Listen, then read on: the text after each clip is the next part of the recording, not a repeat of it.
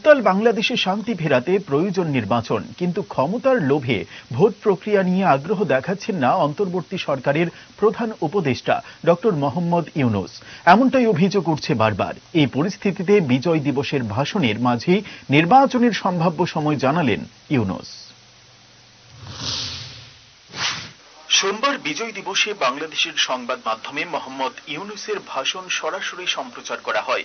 সেখানে ভোটের সম্ভাব্য সময় তিনি জানান, বলেন 2025 সালের শেষ দিকে নির্বাচন হবে।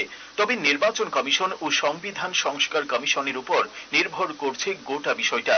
এই ক্ষেত্রে ভোট পিছোতে পারে 6 মাস। এর পাশাপাশি এদিন সবাইকে মিলেমিশে চলার কথা বলেন ইউনূস। 100% মানুষ যাতে ভোট দান করেন তা নিশ্চিত করতে হবে বলেও মন্তব্য করেন তিনি।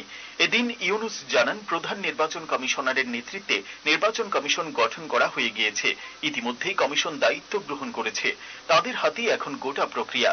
উল্লেখ্য, হাসিনা সরকারের পতনের পর এখন বাংলাদেশের রাশ অন্তর্বর্তীকালীন সরকারের হাতে।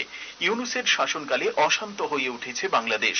চরমে হিন্দু নির্যাতন, অশান্তি, হামলা, অত্যাচারে সন্ত্রস্ত আম জনতা। একমাত্র নির্বাচিত সরকারই শান্তি ফেরাতে পারে বলে মনে করছে সব মহল। এদিকে গদি লোভে ইউনূস ভোট প্রক্রিয়াকে বিলম্বিত করতে চাইছে বলে অভিযোগ উঠছে।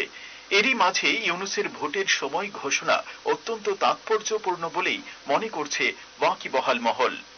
Bureau report, headlines, Tripura national.